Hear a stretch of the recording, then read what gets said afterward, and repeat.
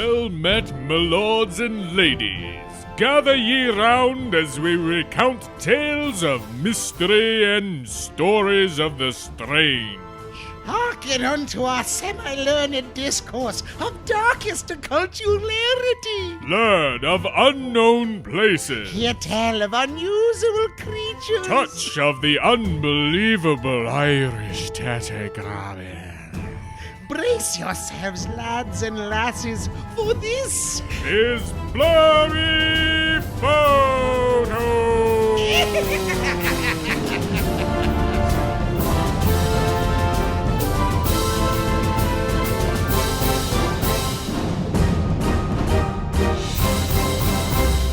Hey, everybody. I am Sir David the Bald.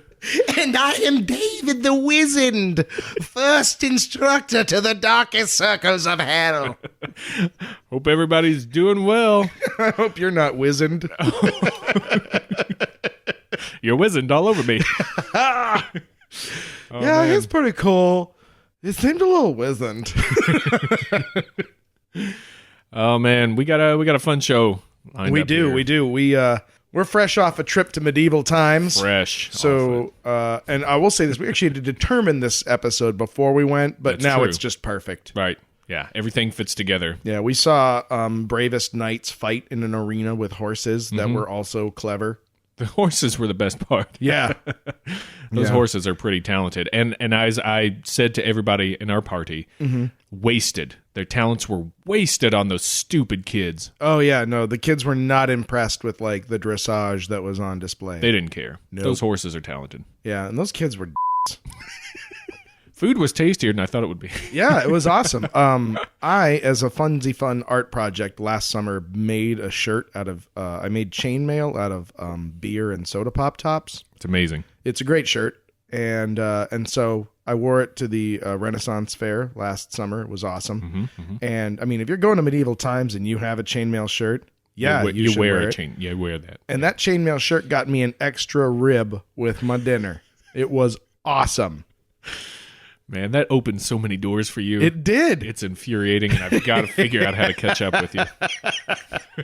Oh man, yeah, you roll in with your homemade armor at medieval times, and Even the Renaissance Fair, yeah, that was doing you some good. We got a picture. We got a picture with one of the knights. So we'll probably post that. Maybe you can catch a glimpse of this chainmail shirt. yeah, well, we were on our way out, and I already had like my jacket on, so it's not as visible as maybe one might hope. But maybe that just leaves you wanting a little bit more. So this week, like we said, we had picked this topic before we went to medieval times, but it just so happens that we're talking this week about Merlin. Ever heard of him? Wizard. Merlin is a pretty interesting fella. I think we're going to look this week to see what we can find out about him, what we know about him, sort of the pop culture history, and how he is in today's culture, and then what the real history behind the figure of Merlin is. Did he really exist? And what did he, where did he come from? What did he do? And then we'll talk about, some of the common descriptions of him that we have now and compare that to what maybe he actually was. I was surprised that when we decided to do this, I didn't actually know if Merlin was real or not. Oh, really? Yeah, I was like, wow, I don't know. So it was fun to do the research this week. It was fun to look into it. Yeah, I mean, you hear about him more as a legend. Yep. And always with King Arthur and Yep. All that stuff. There's so many pop culture things that deal with the King Arthur story, and he's always tagging along in there in one form or another. But I thought it'd be fun to just talk about if he actually was a man, was somebody that these legends are based on or not. So let's talk about this guy. Yeah, let's get into this. So here's what we have heard about this guy. These are some rumors that were going around in study hall about him. I read this on a note. Tabitha should be more careful with her notebook because seriously, like she writes some really nasty things and she does not care who reads it. Merlin was a powerful medieval wizard and chief advisor to King Arthur at Camelot. That's the basis, right? Yep. It's almost like a father to Arthur in most stories. He was a central figure in Sir Thomas Malory's book Le Mort d'Arthur. La mort d'Arthur. It means the death of Arthur. Baguette. Jus d'orange. C'est magnifique. Où est la bibliothèque? You knew we were going to get to you someday, French. The French. Sweet, tete. Oh la la. Anyway, the modern idea of the wizard is legendary. It's beyond legendary. He's having traits and abilities from story after story, including such things as being a prophet, designing Camelot, being the architect of it, building Stonehenge, shape-shifting, druidic powers. The list goes on, and that's in addition to just being a righteous magician. Yeah, so he's a historical Tony Stark. He just does everything. He flies around. He sets the world to rights. Iron Age man. Nice. Really well done. Doesn't count. That's a free one. He's often pictured as an old man. Yep. Very, very thin, robed with a long gray or white beard. He is the wizard. He's the wizard. He's the basis for wizard in modern times, from Gandalf to Dumbledore. Yep. Let's name 2 more pop culture wizards. Oh, man. Because, I mean, all I had in my head was Gandalf and Dumbledore, so give me 2 more. That's why I was like, man, who else? Who would be between Gandalf and Dumbledore? That's true. Oh, the Yen Sid, the Sorcerer's Apprentice wizard. Oh, right. Disney spelled backwards. And for our D&D fans out there, Elminster. Nice. Do we have D&D fans? Ken Height. Ken Height. Where you at? Yeah. You feel me? Yeah, and right now Ken is furious. He's like rattled off like 17 different. Yeah. It's true. Oh, you know what? I'm gonna put one in. Oh. Aleister Crowley. He never grew the beard, but he loved robes. Well, that's true. And he did plenty of incantations. Yeah, see? So there you go. All right. He's generally believed to be a real figure from British history, but pinpointing a singular figure is almost impossible for this guy. Right, and this is something we got into a little bit with our Irish Legends podcast. Like, the specific history of individuals is really hard to pick out in the Isles. Mm-hmm. Like in the UK, there's so many conquering forces. There were so many people coming and going, and there was so much of their history was oral. Mm-hmm. That it's really hard to pin these things down when you get into England and Scotland and Ireland. Wales. Don't forget Wales. I don't forget Wales. Nobody forgets Wales. I love Wales. I want to go to Cardiff someday. Yeah, nice. Wait, want to hear a wizard trick? Summon forth a fresh beer. It worked. Excelsior. That was awesome. A frothy draft for my whistle to wet. Drink deeply, my lord. So, to piece together the history of this guy, which is like sewing a quilt with... You're sewing a quilt with whatever thread you can find around a house. So part of it's like fishing line. Part of it's some of it's burlap. Spider web. Yeah. So part of it's some dental floss. That was the one. Merlin is... He's an exemplary representation of a legend blown out of proportion. Yeah. He was ultimately an amalgamation of several apparent men through history and the romanticized idea of that consolidation. Yeah. I wrote some erotic literature called Romanticized Consolidation. How'd that turn out? Oh, it was sexy stuff. Hot stuff. Hot stuff coming through. The stories of him parallel many tales that are much older than the supposed time frame of when Merlin was alive and kicking, which we'll touch on that a little bit later. But to current knowledge, there was no single man that lived that was named Merlin as we know it. And let me explain that a little bit. I'll go over the name Merlin and a little bit of the figure. And get some of these figures that were combined to make the man we know today. Yeah, this is some of the etymology therein. This is such a large kind of puzzle to crack. That it's almost hard to find an initial foothold to start looking at it. And I was amazed, just like what you're about to tell us, like just the etymology of his name actually lays out a kind of a good basic framework for how we got our Merlin. Yeah. Our pointy hat with the stars and moon hat wearing Merlin. Right. So as I said, there were several figures that contributed to the name. Here's a short list of them. Merlin Wilt was a Welsh bard turned madman from 6th century Britain. He was also called Merlinus Caledonensis. I mean, that's his genus and species.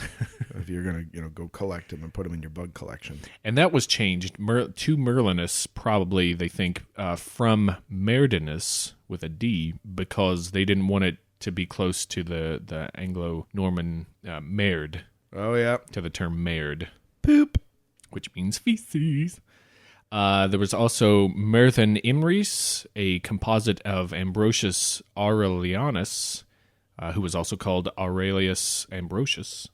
And that was a Romano-British military leader in the 5th century, and that was combined with Merlin Wilt to make Merlin Ambrosius.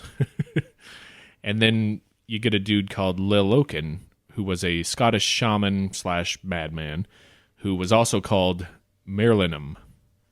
So there's a few sources there, and a lot of them are taking a piece from this guy, a name here, a name there, a sprig of ash, a tongue of newt.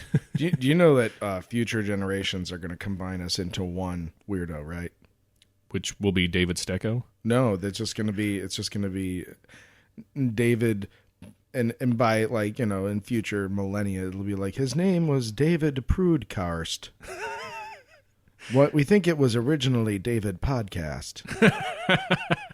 And he was and before that, Flecko. He was Flecko. Nice. He was an investigator / madman. Yeah, / madman. Probably that first. Who ask yourselves, listeners, who are you going to be combined with in history? How will history look back on you in a favorable light? / madman. / madman.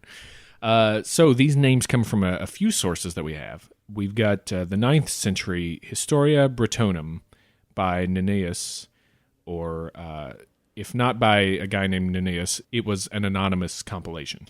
So either anonymous or Nennius. I mean, they're the same word. Anonymous Nennius. A Nennius. I see where you're going. Boom, boom. Rock me on Nennius. That was weak, but I had to do it. Then we get the 12th century. We get a few works here by a guy named Geoffrey of Monmouth. Oh, dude, and this is the cook who really renders this down into a rich broth. Yeah, he simmers everything, adds in some salt, pepper. Mm-hmm. He knows what he's doing. 3 works, all in 12th century. The first one, Prophetiae Merlini. The second, Historia Regum Britanniae. And then the Vita Merlini. This was all written in Latin, by the way. Then you also get numerous stories and tales and folklore that also add into the mixture. There's stuff that Geoffrey is pulling from folklore. There's the folklore that's still out there that's oral, like you said, and floating around. And much like the Spider-Man movies, the middle book was the best one. The Historia Regum Britanniae. That was the winner. That was the best of his work. Yeah, that's the third one he tried to make into some shitty musical, and it didn't make any sense. Nobody liked it. You get a lot of stuff about the life of Merlin in that, and a lot of people didn't like the direction he was going, but a lot of people did. So he was trying to draw an arc to a close, okay? Geoffrey of Monmouth was considered the authority on British historiography well into the 16th century. But as historians began questioning his sources, his authority kind of diminished because it seems that several of his sources were invented by him. And his works are now considered more literature as opposed to histories. Oh, sorry, buddy. Move down the bench. Yeah. You just got moved to the fiction section. However, he was the bloke who introduced Merlin and Arthur. So don't hate on him. And he introduced Arthur as a major national hero for Britain. So as stories of Arthur evolved, so too did the depictions of Merlin. Mm-hmm. I don't want to touch too much on Arthur in this because he is deserving of his own podcast himself. The Legend of Arthur and all the stuff that goes with him. That's fun stuff. That's absolutely going to happen. So we'll mention them because there's going to be like a lot of photos that we took of Merlin, and you'll see like, Arthur's arm around him. Right, the hover hand. Yeah, hover handing. Merlin did not like to be touched. That's why they had the loose robes. Yeah. Madman. Here's a path of the Arthur stories, though, and maybe you can get a sense of how this evolution took place. In 1136, that's when you get the Historia Regum Britanniae from Monmouth. And you get the idea of Arthur as the national hero and a conqueror. You get Guinevere in there. You get Merlin, and then the idea of chivalry. Then in 1155, that Historia was translated into Norman French verse poetry called Roman de Brut, and that was translated by a poet named Wace. And this is where we first get the Roundtable. So Wace introduces this idea of the Round Table and embellishes a little bit on the Historia of the Arthur legend that was written in there. Now, with each of these subsequent either translations or new writings of the Arthur legend, you're going to get a ton of embellishment. You're going to get people that are writing from their point of view, whether that be English or French. Right. So keep that in mind. Around... Oh, no. Arthur, he had the tiniest penis. No one like him at all. He was the saddest man. But he was the most common British man. They were all the same. And his friend Merlin was actually his boyfriend. Now here, illuminate this page. Pay particular attention to the cigarette in Arthur's hand. Was he holding a baby? Yes. Oui. Make sure Guinevere has a beret and a baguette. Maybe a croissant and other French terms. This is where the world's hatred of the French press started. Nobody likes French literature. Actually, everybody likes French literature, but nobody likes French news organizations. Take this down. No, none of this adds up. Around 1180, you get 5 romances set in Arthur's court by a Frenchman by the name of Chrétien de Troyes. And this was decidedly less British. That was so French. You just did the crap out of that. I'm really impressed. Thanks. Merci. Chrétien. It was a lot less British, a lot more French. It was more chivalrous. There was more chivalry in there. There was a focus on courtly love, which I believe the idea of this is marriages were arranged, but you had extramarital affairs where that was your true love. So, so very French. Arranged marriages might not have any love in them, but this courtly love, this is where you get true love and that's romance. That's how historians could actually tell that it was written in French, because they just called it kissing, and sometimes they would just eat toast. And this is also where we are introduced to the idea of Lancelot and Guinevere having their love affair. Little action on the side. Then we skip ahead to 1205, and we get a translation of Wace's poem into Middle English, a poem called Brut, by a fellow by the name of Layamon. This swings the pendulum back to more British in subject matter and less romance. Oh, man. Sorry. I was just starting to be okay with them kissing all the time. Around 1400, you get a poem by the name of Mort Arthur by an unknown poet.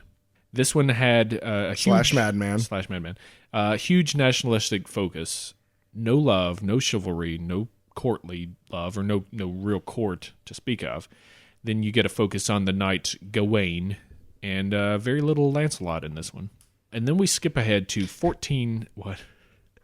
Oh, man, I hate these Merlins where they don't have Lancelot in them. I'm just going to skip it. This one's all Gawain. Ugh, who wants him? He uses a spear. I like Lancelot because he dual wields swords. Mm-hmm.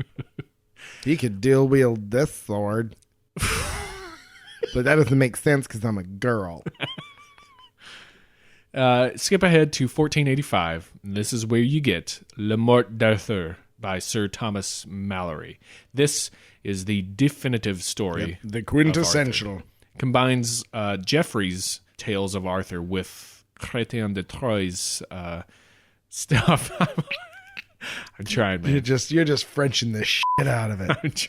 I'm gonna have to replace this microphone because you're just all like, Chrétien de Troyes. I'm gonna have to place your microphone because it smells like cigarette smoke. Sans blague. Sacre. This one you get all. If you like a story that has everything in it, this is the one for you because it has adventure, magic, chivalry, and tragic love. So that's kind of the timeline of Arthur's stories that we're looking at here.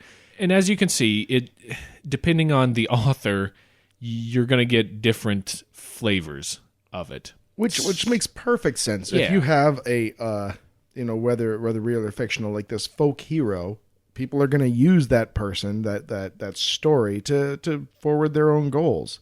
Yeah, like in Canada, do you think they have Johnny Appleseed? No, they've got Johnny Mapleseed. Right? Yeah, exactly.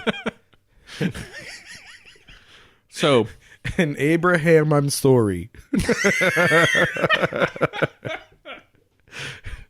But no, I mean, like you have people that, yeah, absolutely, they take this person, this entity that everyone is familiar with, and yeah, they're going to use it, for their own means, and put this known character into a story.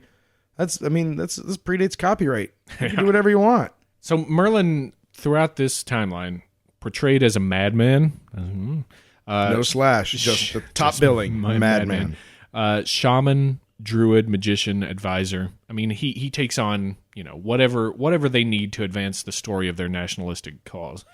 So, and it's almost like Merlin, while he does have his own separate ideology, he's like the Arthur MacGuffin. Like, whatever you need Arthur to do, right, Merlin sets it up. Yeah. If you need Arthur to have a giant crazy castle, Merlin designed it and built it. Yeah. If you need Arthur to fly to the moon, yeah, Merlin made that happen. He's just like this means by which Arthur can always get his thing done. Yeah. Sometimes he plays a more important role. Sometimes he doesn't. Sometimes it's just a Merlin. Sometimes you just get a Merlin episode. I like those. It's like the Zelda episodes on the Super Mario Brothers Super Show. I never saw that, and it breaks my heart. Come on, I'll let you borrow it. Thank you. Oh God, I really got to fight to not go off on a tangent about how much I love those cartoons. Here's something that I found interesting. I'll say this. I mean, I don't think we're so shy on time that you couldn't. No. All right, we're fine. This is something interesting I found. The folklore of his legend kind of beaten with the Christian stick throughout the years. I mean, this is the part where I add a historical nadoy. The figures in these stories are from Celtic mythology. Yep. There's a lot of mythology that they're drawing from, if not basing completely on. And they were made mortal. Their deeds and their purpose was twisted basically to behoove the church at the time, or, Yeah. It's just like that.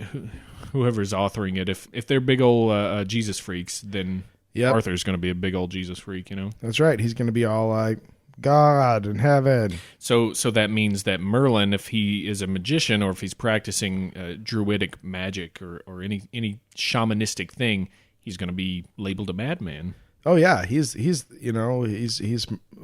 Arthur's asshole friend. Every group's got one. Yeah. And maybe that's Arthur just is trying to save him. Let me just tell you about something. Hey, Arthur. Hey, you got 5 minutes? Hey, Merlin. I got some pamphlets. I mean, no big deal. No pressure. Just leave them on your pillow. Just seeing if you want to read these while you're cavorting with Satan. You're going to burn. You're going to burn, Merlin. See, now, one of the interesting things is about, again, people here, they're exposed to what they're exposed to. Or you read, I read this book about Merlin, and it said that he was a pagan, or I read one that said that he was actually a Christian prophet. And the fun answer is you're both right. Oh, that the timing of this was this really interesting changeover in belief systems.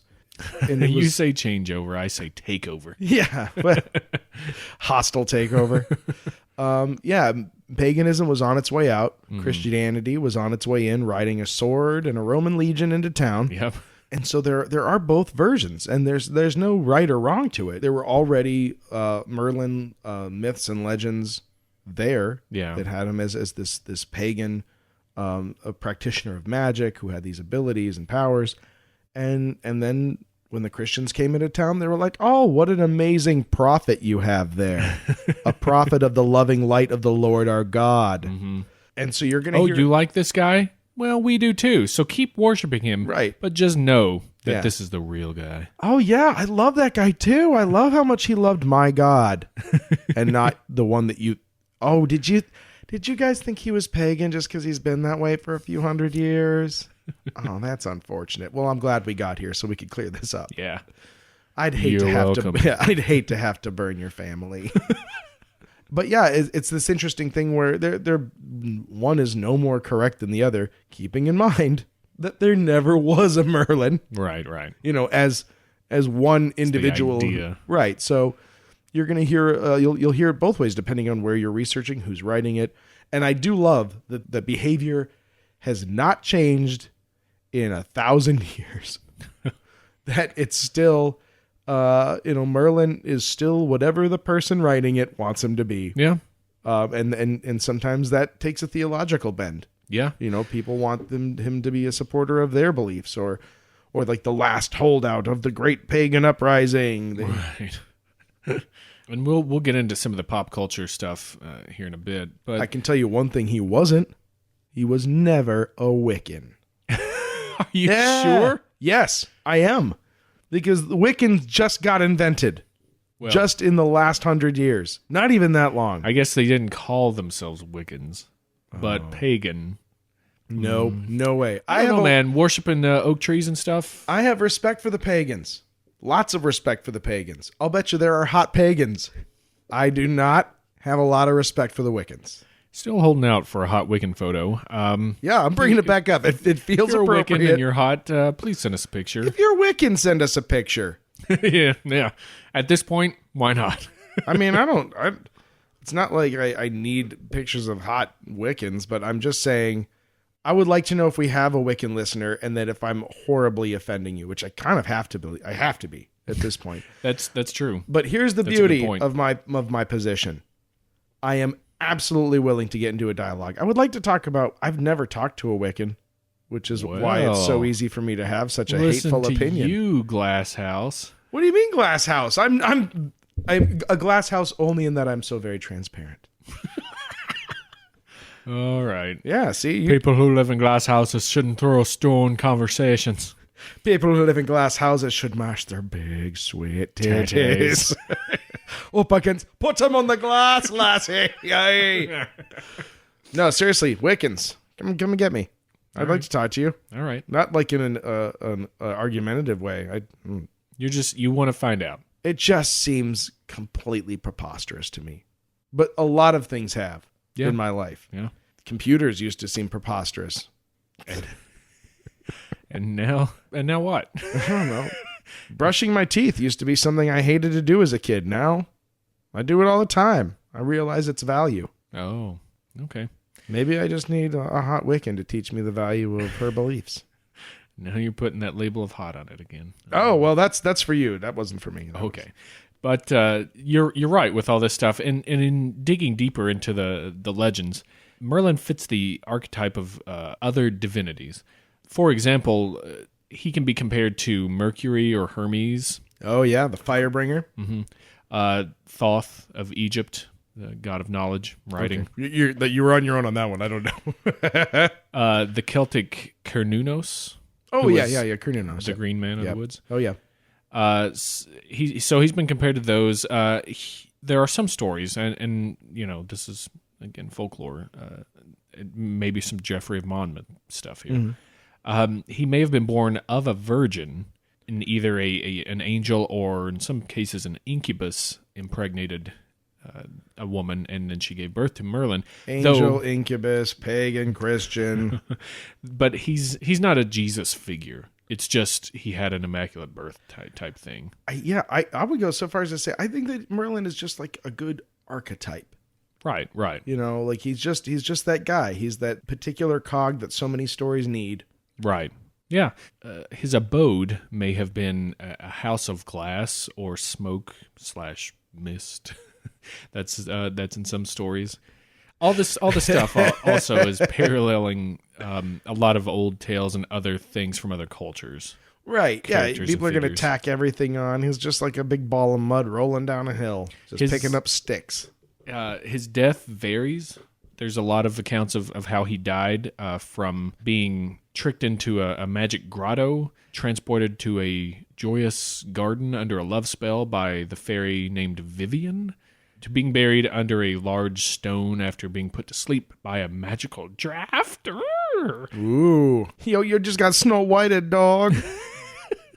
Here's the catch with all these. It's always by a female. Yeah, I read a whole bunch of things of the Lady of the Lake, his nemesis. Lady of the Lake. Yeah. Mm-hmm. So always a female is his undoing, one shape or form. The Arthur legend parallels Egypt's Osiris story. Now, this is if you take Merlin to be Thoth, Arthur's son Mordred would be cool name for a kid. Would be the god Set. Arthur obviously being Osiris in this, and then a place called I think it's called Aulu or Aelu, which is being compared to Avalon. Yep. And then in that story, Set kills Osiris, and his body is transported across the waters to Aelu, or in this case, Mordred kills Arthur. Body transported to Avalon, things like that. So you can compare it to, or parallel it to that, which is neat, I think.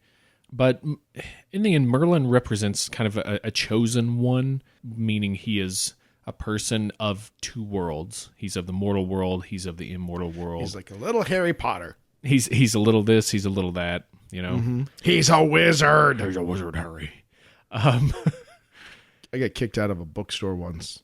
I was at a bookstore at midnight in Denver for the release of one of the Harry Potter books with my friend, and I was pretty drunk. And we were just running around going, "You're a wizard, Harry!" And we got kicked out of the bookstore. And I was like, "No, I'm here to buy a magazine." And they kicked me out. I thought that it would work.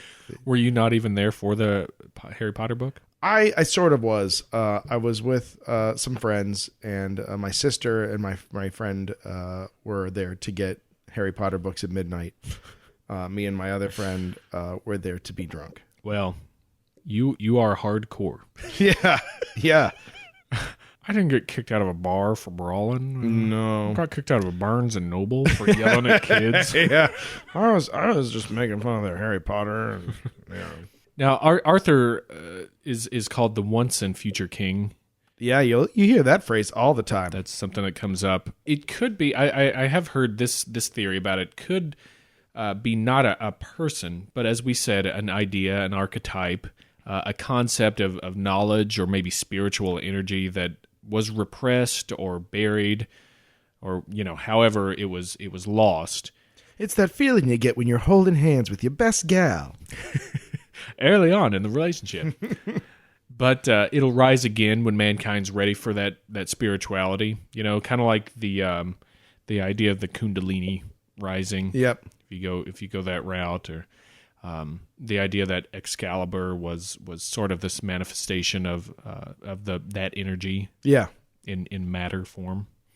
But I thought that was interesting. That idea. It's a very spiritual, very kind of new agey idea, almost Bashar-esque. But it's interesting to put that to actual figures or stories, of actual people or mortals. Yeah, and that's interesting. Almost that it becomes its own religion, not a religion, but like its own spiritual belief system. Like it kind of just spontaneously became its own little thing. If you want to do that, yeah, still more legit than the Wiccans. It's because it's older. I want to talk about a little bit about the recent pop culture stuff that has Merlin in it. Oh yeah, things like that. Just I was amazed. That he had a little 3-episode arc in Stargate. Yeah, I heard that. I never watched Stargate, but I did hear about that. Kind of the whole Arthurian legend kind of thing. Got squeezed in. I am proud to say, thanks to some very smart friends of mine, some girls I used to live in the same apartment building with, that I have seen every single episode of Stargate. Wow. Yep. Loved it. Even Atlantis?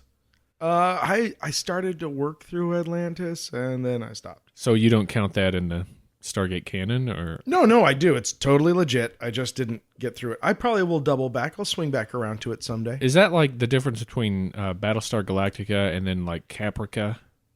Yeah, I never even watched Caprica, but I'm big into that. I did watch all of Stargate Universe, which got canceled too soon. That was a good show. There's no nerd TV that I can't get obsessed with.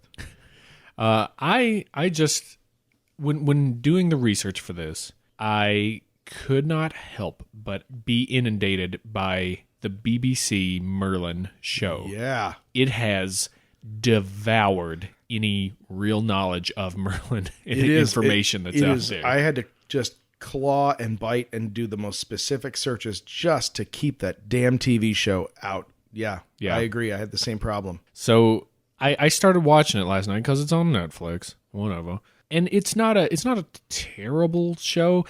It is in the sense that they've taken all the characters and they're all teenagers now. So you get Merlin and Arthur and Guinevere, and all of them are teens and they're angsty, and now they're relatable. For the kids. The kids love that stuff nowadays. You damn kids. When I was a kid, Merlin was an old man.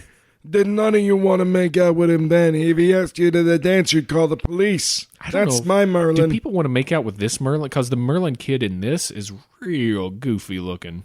Real, like, he's like horse rat face with huge ears. So he's not an adolescent teen that you want to make out with? No. Sorry. Are there adolescent teens that you do want to make out with? No. Good answer. Good answer. Yeah, I mean... Who's your favorite Merlin? Because I know who my favorite Merlin is. The thing is, with all these, since it's such a melting pot of ideas and do with Merlin what you will, by the authors and the writers, it's hard to pinpoint... Because you had the Sam Neill Merlin that was back in the late 90s. Yep. You've got the Disney Merlin who was in Sword in the Stone. That's my favorite. The kooky old man who's hopping around in his robe. Doesn't look like he's wearing pants. Yeah. I like that. Yeah. You get the Clive Owen King Arthur movie. I haven't seen that yet, but you brought it to me, so I will be watching that. Clive Owen's always cool. Yeah, Clive Owen's cool. Merlin, in that respect, is very much Druidic shaman. They paint him as a Celtic wise man. He's not necessarily a magician. Imagine he's somewhat more brooding. Yeah, a little bit. He'll brood. Clive Owen wasn't the Merlin in that. It was some old thin man with a beard. Okay. Clive Owen plays King Arthur in that. You confused me with that. Like I said, I haven't seen it yet. I'm looking at it. See it right there. It's a fun movie for what it is. It's trying to give some historical credence to the King Arthur legend. It just suffers from having Keira Knightley in it. Sorry. Wasn't there also a Excalibur? Excalibur was a movie. Yeah. I don't remember that one very well. I don't know that I ever saw it, but it was famous when I was a kid. It was famous because it had boobs like right at the front, and all the kids in my neighborhood was like, "Dude, did you guys see Excalibur? It's got like boobs," and I never saw it, and I was always like, "But I want to see boobs." I never got to see it. You remember the movie First Night? Oh yeah, the Sean Connery Richard Gere joint. Yeah, I never saw it, but I know what you're talking about. Oh, you didn't see it? No, I never saw it. It's a fun movie to watch. No Merlin. No Merlin. No Merlin in it. Just a lot of swords. A lot of love. A lot of Lancelot. A lot of Camelot and Lancelot. A lot of breathing through my nose. Rise up, fight. Yeah, no Merlin in that movie. Huh. It's a fun take on it, but None of that candy ass. none of that stuff your mother likes. Actually, some of that stuff your mother likes. All right. So it's hard to say what... I forget what the Merlin is like in the Excalibur movie. I never saw it. So I'd probably have to go with the Disney version myself. Disney Merlin was just awesome. Yeah, real kooky, real fun. It seems like I'm forgetting one though. What was the name of his owl? Archimedes. That was the name of his owl.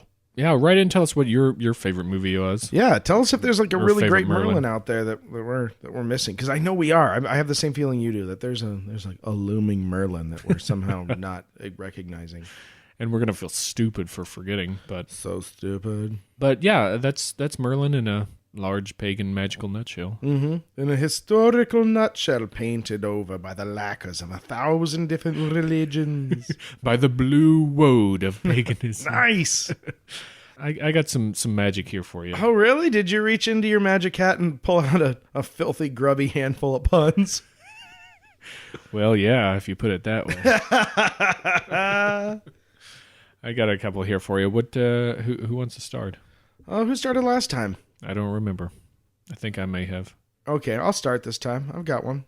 There's another ancient book that was written in the 12th century that was an attempt to chronicle the legend of the spears, and that is the Historia Regum Britanni, which is just the tale of one woman's fight. Oh, God.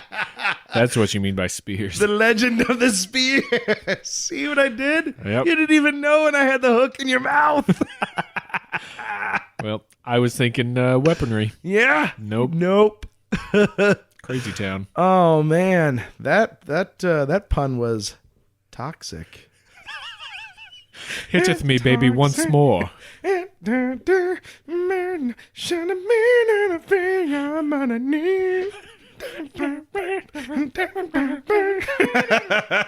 man, I'm good at this.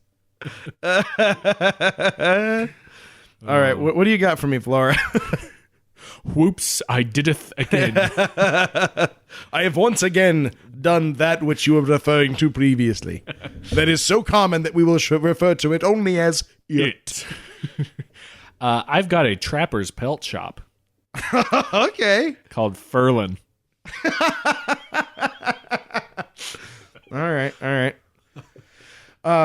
This has been bothering me the entire time, and this isn't even a pun. This doesn't count. Okay. But there is a modern era Merlin who's famous, and no one remembers Merlin Olsen, former NFL football player who became the FTD florist spokesperson, and you'd always see Merlin Olsen hawking flowers on TV. Never heard of this man. What? Sorry. Oh, I'm pulling up a picture of him. Was his nickname the Magic Man? 'Cause it should have been. He just died. Yeah, he played with the LA Rams. That's how old he was. Wow. Kind of looks like Orson Welles in a way. Yeah, he was an actor. He was on Little House on the Prairie. And he sold flowers like nobody's business. So you're going to use that in lieu of a pun? No. I was very clear about this, that it doesn't count. FTD florist. Yeah, he was a big deal. But it's Merlin Olsen, famous Merlins in history. If your name's Merlin, write into us. Yeah. And I want to hear about your history. P.S. This is kind of just interesting as a little aside. So Merlin Olsen he's a jock. He played NFL football. He didn't mess around. Mm-hmm. But clearly his parents were giant effing nerds. Because no one is named Merlin. Yeah. So was he like a bitter disappointment to them? Even though he was very successful in his life. Oh, yeah. Yeah, no, it's like, is there any greater shame for nerd parents? Like, well, I don't care if he's gay. I can't live with a jock in this house. But Dad, I like football. Get out! Get a real job. Write fiction. So then he went into acting to try and appease them. Exactly. Late in life. It was too late, though. Too late. He just spent his whole time chasing for that approval. Rolling for the D20 of their hearts. Always getting a 1. Sorry, Merlin. Critical fail. Oh man. Okay. I do actually owe you another very real pun. Mm-hmm. Okay. For my second pun, I've got a product. Great. Are you a practitioner of the arcane arts? Do you dabble in forces beyond your understanding? Are your clothes too tight? Then you need Mad Merlin's extra loose wizard robes. These robes are promised to be extra loose, but plenty of freedom of movement. Check these sleeves. Why, you could hide a cannonball up them. Mad Merlin's extra loose wizard robes. Now flame retardant. Nice. Some of them have an antibacterial interior coating, given the general hygiene of your average wizard. Yeah. Your average man of the woods. Shapeshifting? No problem. No more torn clothes for you when you turn into a bear. Plenty of room for expansion. These will turn with you. All right. What do you got? I've got one more here. Bring it home. I've got a Japanese historian / monster trainer called Jeffrey of Pokemonmouth. Oh, my God. It's important for listeners to know that Dave Flora is hiding behind his microphone right now.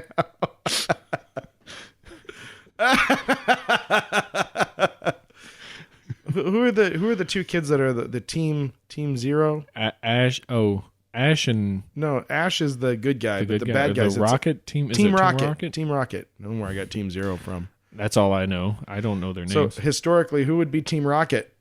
Mordred and Morgan Le Fay. Oh my God! You just knew that.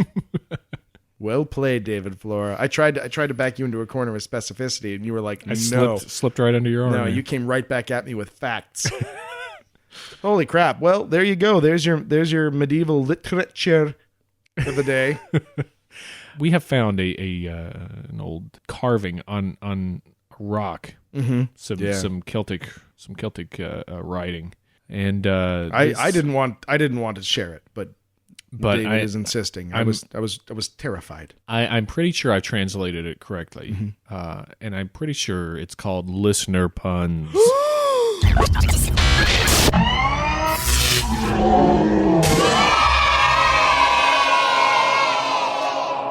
Dare you look into the listener puns? Dare you learn what others have wrought? Yes, the answer is you dare. You dare. You dare. We force you to dare. So, the excellent pagan Painter Bob, has sent us a couple of puns. First one. Bob twirling Merlin Mears. And he's twirling paint brushes. Like drumsticks from an 80s band? Yep. Nice.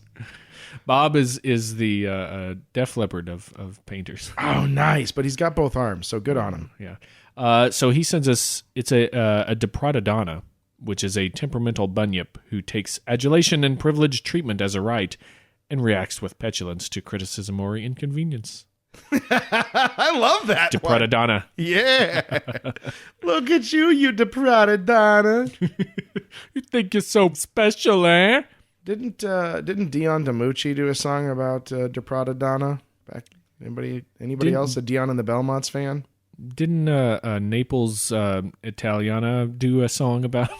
Are you serious? I don't know who you're talking about, dude. Sorry. Dion? Oh. The only Dion I know is Neon Deion Sanders. Oh my God! See, that's wasted on you kids. It is. I mean, it's younger than me. That's like '60s era doo-wop stuff. I mean, but Dion DiMucci was the coolest. He did Donna, the prima donna. That was what my joke was. Oh. Sorry, dude. Yeah, somebody Bahama Mama gets it. I guarantee Bahama Mama gets it. I guarantee Bob Mears gets it. He's right now going, yeah. That Flora is such a stugach. Oh, man, I love Dion and the Belmonts. All right, I got another one from, I'm going to say it because it's fun to say, Twirling Merlin Mears.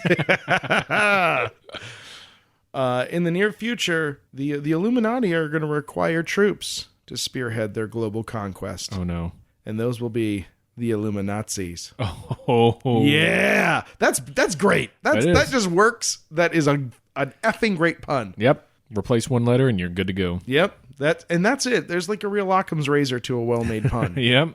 The less you changed for maximum effect and Illuminati, brilliant. Yep. That's one of those puns that makes me mad I didn't think about it. In addition to the great puns that Bob has sent us, we also got a little bit of feedback that's pretty interesting here. Yeah. Bob says, in talking about all the 13s on the dollar bill, this is in our Illuminati episode, we said that these were in reference to the original 13 colonies. But Bob says there were actually only 12 colonies, and Delaware was never really a colony, which is interesting. I've never heard this before. No. Bob, if you've got a good place to look some information on this up, we'd love to take a look at it and find out about this, because we haven't heard about this. Yeah, no, I didn't. I always thought Delaware was a colony. And, and there's, it's what the liberal media wants you to believe. Oh, let's all be good little robots and believe what we're told. Set us straight, Bob. Yeah, please go ahead and send us some information on where to look that up. That's fun to find out. But if you send us to Yahoo Answers, I'm coming for you.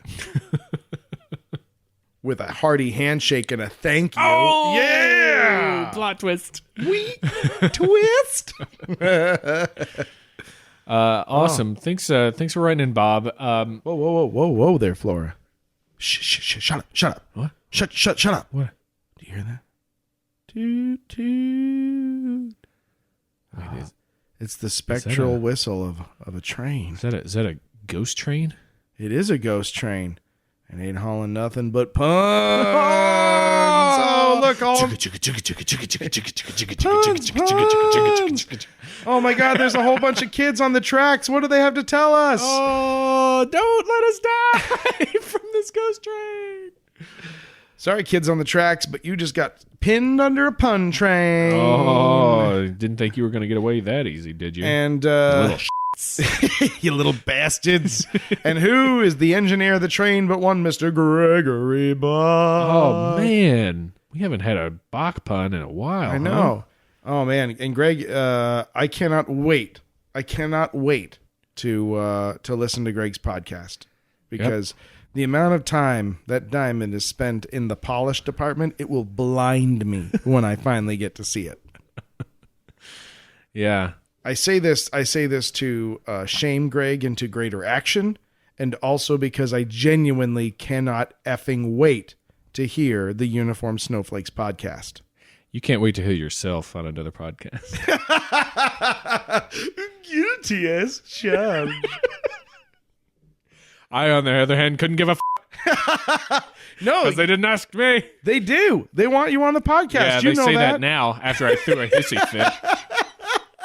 Well, Like, f this, f that. I don't want it on your fucking podcast. F you guys. hissy fits are good for podcast ratings. I'm like, oh, but we do want you on. Yeah. Mm-hmm. You'll be all like, nice podcast, f***ers.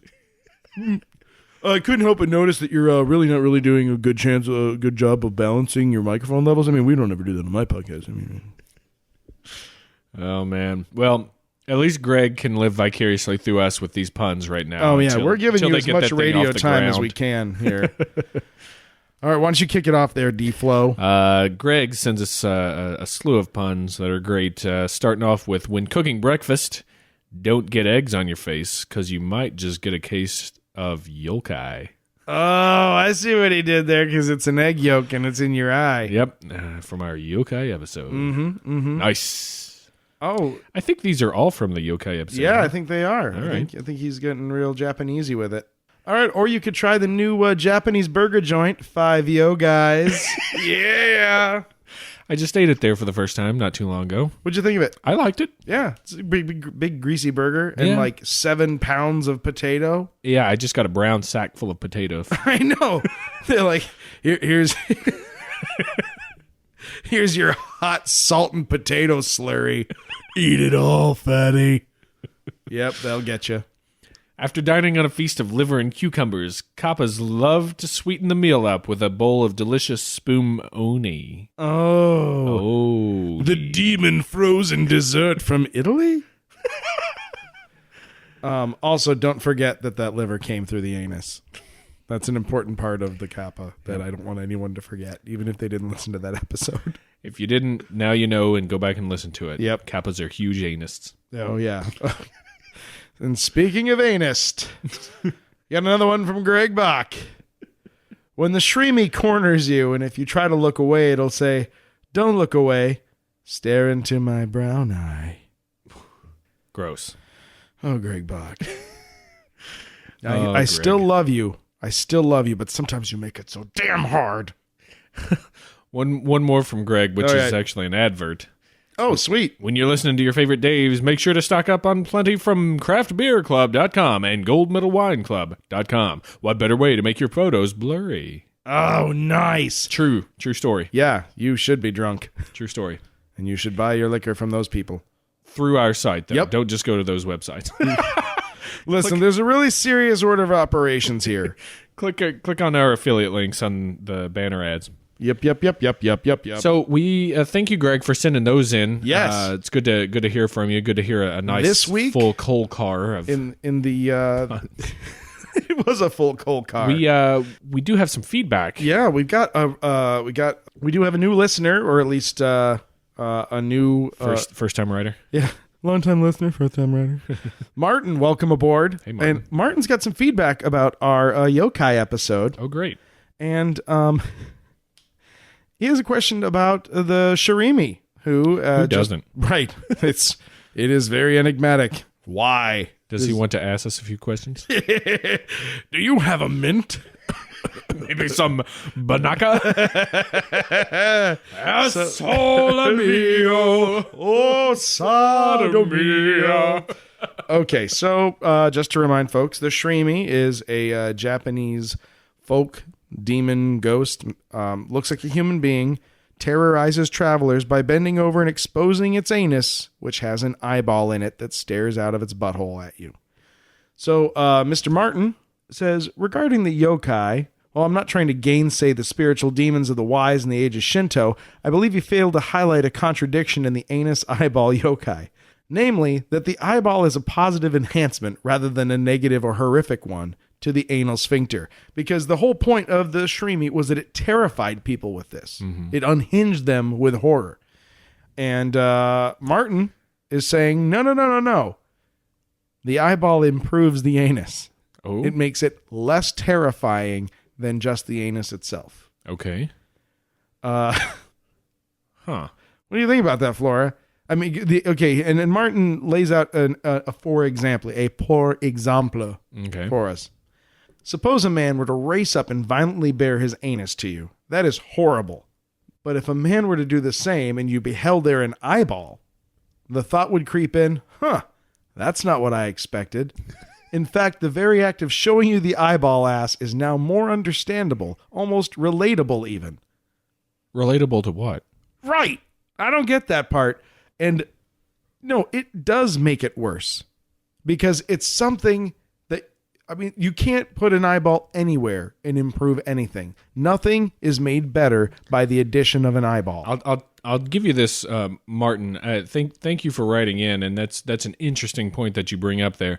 I would say refer, though, to if you want a case where an eyeball does not approve the aesthetic of something that does not have an eyeball normally, look no further than Army of Darkness, when Ash has his evil twin tearing itself out of him, when his shoulder is itching and he tears his shirt and there's nothing but an eyeball there. Oh, eyeballs are disturbing in anything else but where they're supposed to be. Yeah. And I'm so glad, Martin. I also thank you for writing this in, because this is a good point, and I think it's worth debating.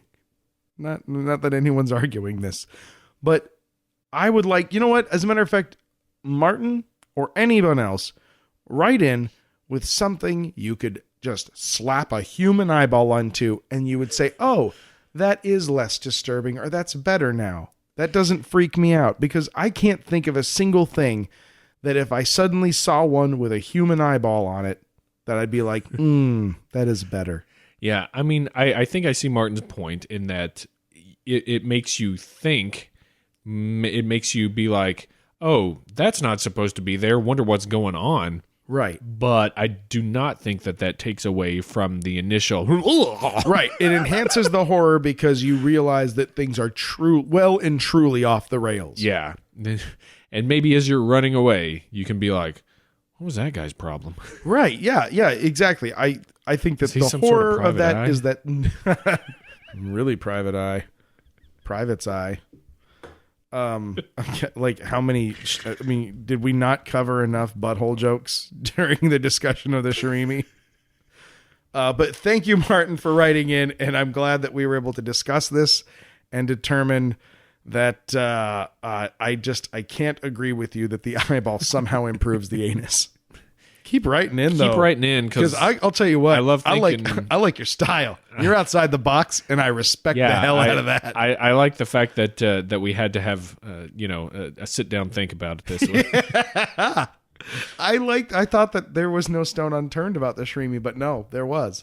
You know what? That brings me to the point that after we did the yokai episode, I don't know if I had some stuff, some websites still up, or if I was just going around, just tooling around the internet. But I did what I would call follow up on yokai, just probably accidentally. It turns out the Shirimi and the faceless, Nonabu Bo, I think was who they were. Those guys, I said in that episode, they were harmless. They just wanted to scare people. Not entirely accurate. I think they wanted to scare you till you died from it. Right. Their point was to kind of drive you insane. Right. So that you start thinking nobody has a face, or everybody has eyeball anuses, or oh my God, whatever it was meant to more drive you insane, as opposed to just be like, hee, here's my butt with an eye. Bye. Yeah, I think that it would unhinge me. I don't ever want to see that ever. So sorry if I didn't include that in the episode. That's a fun stuff with this, though. I mean, we can spend a lot of time researching and it's not uncommon for us to finish recording a podcast and then, and hear something that the other guy found and then go look it up. So we actually keep looking into these things even after we've recorded the episodes, because we find fun things like that. And once you find a dude with an eye in his B, you keep reading. And then when we get listeners like Martin writing in, which makes us delve a little bit deeper, even, and occasionally contact the authorities, then we've reached the pinnacle. So please, Martin, while I'm afraid I could not agree with you this time, I would love to keep hearing your opinions, because man, wherever you're coming from, I'm into it. Yeah, I'm into it deeply. I like at least using my brain. Mm-hmm. Yeah, let us know what's right, what's wrong, what's awesome, what's not. As long as what's awesome is me and what's not is nothing. Or me. Yeah, I mean, if you want to hate on Flora, I'll grudgingly accept it. Some people have written in. We've requested you guys are ideas. Fuego for things you want to hear about. Yeah, which adios is mio, so exciting. guys. Adios mio. Yeah. Es muy caliente. We've got a great list now going of listener requested show ideas. We're gonna start getting to them. We may not get to them, real fast right away or stuff, but we're gonna start building on these ideas that you guys have sent us, because they really are. There's some great stuff. There's stuff that we're wanting to talk about anyway. Mm-hmm. We had a list going of things to talk about, and a lot of these match up with what we're going to cover anyway. So great. Good on you. And if you got some more, why not send them our way? Please do, because we love this. It's interesting when it also makes us feel a little less awkward. Sometimes we'll discuss a topic. We're like, I don't know if people want to hear about that. Yeah. And then in one case, like we'll literally get a suggestion. We're like, oh, see, people do. We're going to do that one. Exactly. So send those in. Keep on trucking with that. Go to iTunes and subscribe to us and rate us and star us and whatever It only costs $20. No, it doesn't. It's free. JK, it's free. Holes. Speaking of which, we do have those affiliate banners on our site. You can always click on the Craft Beer Club or the Gold Medal Wine Club. Go get yourself some booze. Exactly. Help us out. Help them out. If you're drinking by yourself, get craft beer. Yeah. If you're taking a lady out to get drunk, get some wine, some fine wines, some vino. But that'll definitely help us out. If you go through that banner on our site, it's not just spammy ads. No. We're on Twitter, Blurry_Photos. Follow us there. We'll shoot you some fun facts. Yeah, we're on YouTube, Blurry Photos Podcast. We're also now on StumbleUpon. So you can go find us on StumbleUpon. I find the best way to get there is the little chiclet link that we've got on our website. Yep, it's a delicious small snack that you click on. Mm-hmm. It'll take you right there, and then you can sign in and thumbs up us or whatever you do with StumbleUpon. Thumb us up. I don't know. Thumb us up hard. It helps us, whatever it does. But yeah, we're also on Facebook. You can go in there and like us on there too. Yeah. All that stuff. You can get to all that stuff on blurryphotos.org. So it's a digital wonderland, and we are all over it. Send us out in the world. Tell people about us. Yeah, do it. That's how we keep on keeping on. I'm telling everybody about you guys. I'm making sure people know that you're cool. Yeah, quid pro quo, Clarice. Quid pro quo. Squid pro row. Oh, by the way, Senator, love your suit. Nice. Well great. I'm David, the sword and the stone, Flora. Oh my God. And I'm David /madman Stecco. I prithee begone. Boom!